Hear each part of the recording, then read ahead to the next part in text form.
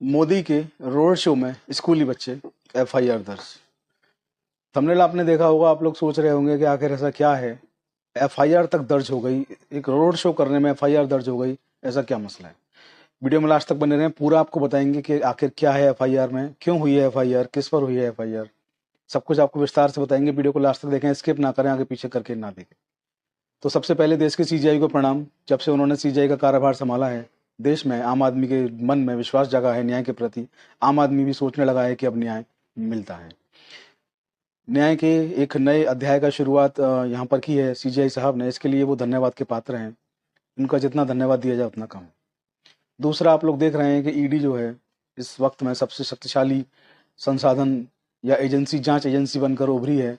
ED पहले भी देश में रही है, लेकिन पहले सीबीआई का बोलबाला था, लेकिन इस वक्त ईडी ने जो अपना कार्य करके दिखाया है, जो उनकी कार्य क्षमता है, उससे देश परिचित हो चुका है।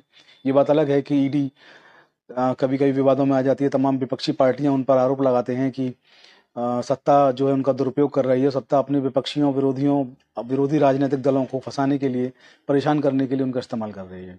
कभी ईडी भी गिरफ्तार हो जाती है रिश्वत लेते हुए, सुप्रीम कोर्ट तक जाती है। और कभी आप देखते हैं कि मौजूदा मुख्यमंत्री को भी ईडी गिरफ्तार करके जेल भेज देती है। तो ये सब जो चल रहा है, लोकसभा का चुनाव बिल्कुल सर पे आ चुका है। अब तो बस वोटिंग होना बाकी है और घोषणा होना बाकी है। नॉमिनेशंस का दौर जो है वो कुछ बचा है, बाकी करीब करीब पूरा हो चुका है। ऐसे में आप देख रहे हैं कि दिल्ली के मुख्यमंत्री को जेल से सरकार चलानी पड़ रही है। दिल्ली के मुख्यमंत्री तिहाड़ जेल से सरकार चला रहे हैं और तमाम विपक्षी दल इस बात को मुद्दा बनाए हुए हैं कि मौजूदा मुख्यमंत्री को ईडी ने गिरफ्तार करके जेल भेज दिया। आप देख रहे हैं कि दिल्ली के मुख्यमंत्री ने भी सुप्रीम कोर्ट तक इस मामले में गुहार लगाई है और सुप्रीम कोर्ट तक वो यही कह रहे हैं कि गिरफ्तारी अवैध है। इस गिरफ्तारी को तुरंत सस्पेंड होना चाहिए, तुरंत इस गिरफ्तारी पर रोक लगनी चाहिए, ये बर्खास्त होनी चाहिए।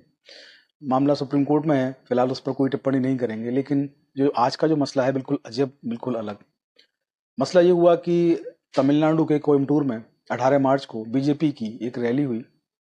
वो रैली का जो रूट था, उस रूट की अगर बात करें तो मेट्टू पालियम रोड पर गंगा हॉस्पिटल और आरएस पुरम के बीच में ये रोड शो किया गया।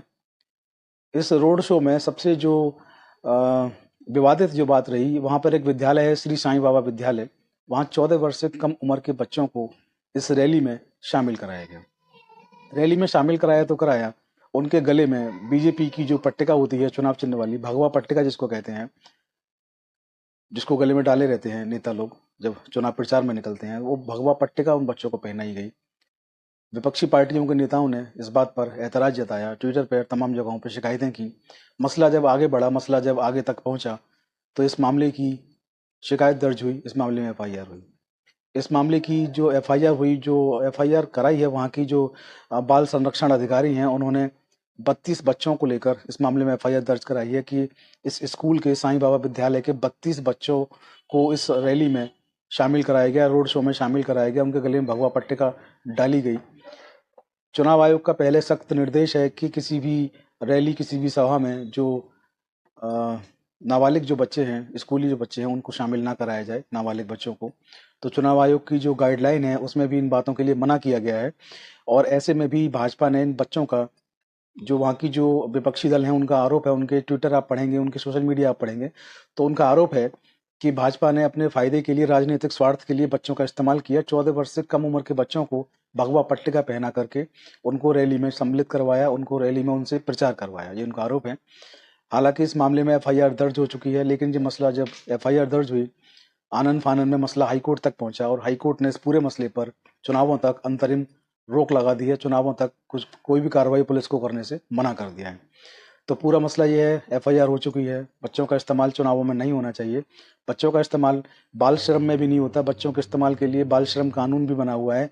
बच्चों का कोई भी नियोजन करता है, कोई उनको कर्मचारी के तौर पर रखता है, तो उसमें भी उनकी उम्र बहुत मायने रखती है कि उनकी उम्र काम करने लायक है या नहीं।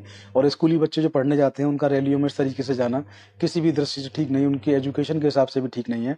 और रैलियों में जाना तो बिल्कुल भी छोटे बच्चों का बिल्कुल ठीक नहीं, उनका कोमल मन है, भविष्य में वो क्या बनेंगे उनको तय करना है। इस तरीके की रैलियों में उनको नहीं जाने देना चाहिए। और जहाँ पर एक स्कूल की तरफ से उनको भेजा गया, ये बहुत सोचने वाली बात है। फिलहाल मामला जो है वो न्यायालय के पास है, फिलहाल मामला हाईकोर्ट के पास रखा हुआ है। आगे जो भी इसमें आदेश आएगा उससे आपको अपडेट कराते रहेंगे। आज की वीडियो में फिलहाल इतना ही।